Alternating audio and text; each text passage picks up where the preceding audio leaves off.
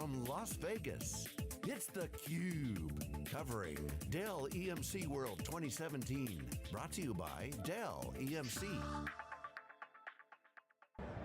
Welcome back to Dell EMC World. I'm your host, Rebecca Knight, along with my co-host, Keith Townsend.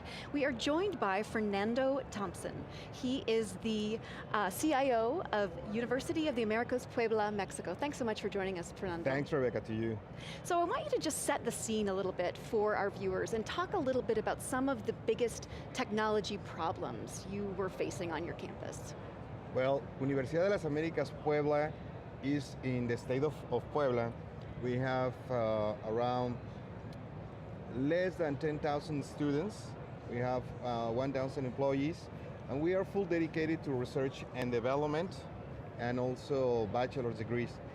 I used to work for the federal government and also for the private sector in Televisa, in entertainment, but I have never been in such a huge challenge like in a university because, you know, it is so difficult to implement the governance, but at the same time the freedom. And if you think, well, for instance, when is a period of time where more malware appears in the world, it's on vacations, where the students of the universities have enough time to build that kind of thing, not very creative people. So in the sense that well, we live in an environment where you have to deliver technology, to protect to millennials that doesn't want to be protected, and also, you know, they always ask for more services, no? And now is coming the Generation C, so it's going to be real tough for the next years. So set the scene and talk to us about the kinds of things you were trying to deliver, better products, better speed, better services to both students, prospective students, faculty and staff. Talk about what some of the needs were. Well, we have to think that actually technology is very important in the university because we have to prepare our students to give them the tools to face the future. The world is changing, and Mexico right now have a huge challenge because we're competing against China, Brazil, and India. We used to have an advantage with the price and people that is very well prepared and with the salaries, but not any longer. So we have to give this advantage to our students. So 9 years ago when I arrived to university, for instance, we have the subscription system, and it was awful, no? Because it was very slow with the performance and not very reliable. So the people was really complaining, no? Because we're a private university. You always expect, you know, good performance for a private university, and especially in subscription with your main customer that is the student.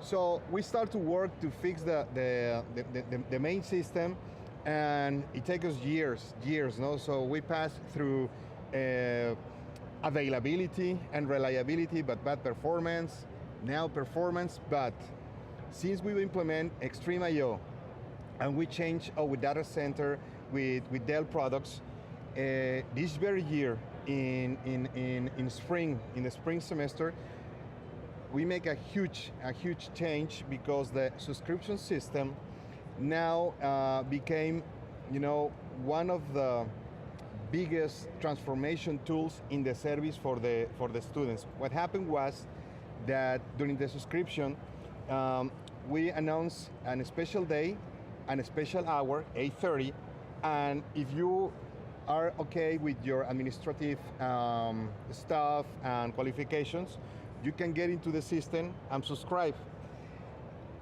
4 years ago, that takes like 1 hour or 45 minutes. But with the change that we made, now it is a matter of 2 minutes. So wow. It was a change of 100 degrees, no?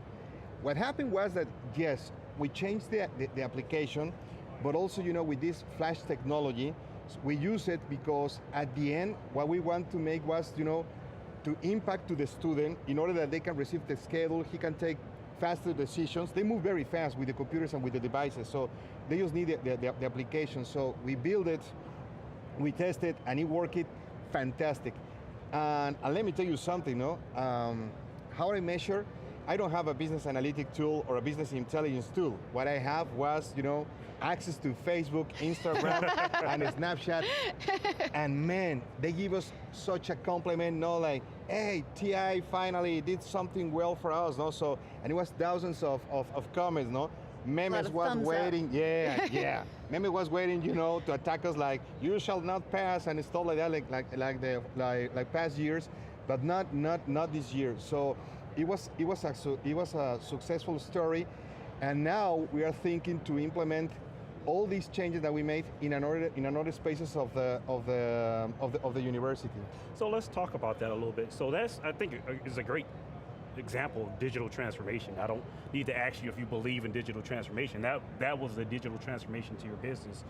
Specifically, I'm interested in research. What type of research does the university do, and how does your group play a role in enabling that?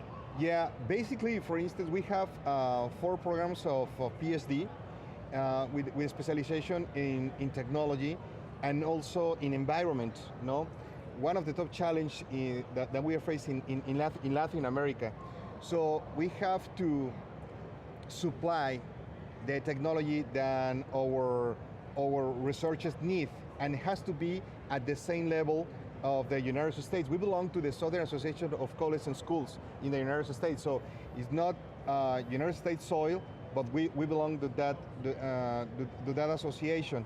So you have the same SLAs? Yeah, basically, and we have to supply, all the bandwidth and performance, because they're discussing at the same time with people in Texas or Wisconsin or Alaska or Brazil, and they need, for instance, high performance computing, storage, cloud tools, and for them have to be, very clear and transparent. What I mean is that they don't care, and they don't have to care about where it's working, if it is expensive or not. No, you have to supply what they need. Let me give an example. For instance, a fractal. If you send the information of a fractal, we don't have a supercomputer in our university, but we have a deal with another university that they have this supercomputer. So what we do is to supply the connection and the computer to send information and to receive the information immediately in order that the graphic can have the information in real time.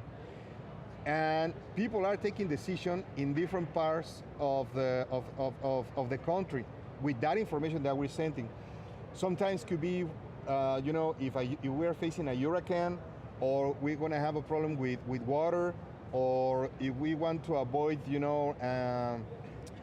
something that happened with an earthquake or something like that. And with that kind of information, now our researchers certainly can know what is happening. So we give the technology for them. We make a mixture between cloud computing services and also our data center. Then I became a wonderful tool, because with Extreme.io and with our new servers, if you can go to our new data center, you will realize that it's only Dell and EMC right there, no? And something funny is that we have a wonderful data center, but to be honest with you, we only use right now only 3 racks. So the space that we are using right now with this new disk is the space that we are saving is amazing, no? Because if you can see our racks, you will see that we have, for instance, Clarion and DMX and another technology. Right now, we shut down all those racks, and right now we are using just like 40 inches of disk. And man, I have more performance. I have savings on air, savings on electricity. The people think that we are having more space with more racks and more disks, but not any longer. So I think what is going to happen with Dell and EMC in the future, I think that they're going to deliver, for instance, 100 terabytes in just a USB or something like that in the future. So there's not going to be any need of a data center. Sit ahead of a pin. Yeah. Fernando, thank you so much for joining us. No, thank you to you. Thank you, Rebecca. Thank you. I'm Rebecca Knight for Keith Townsend. We will have more from Dell EMC World after this.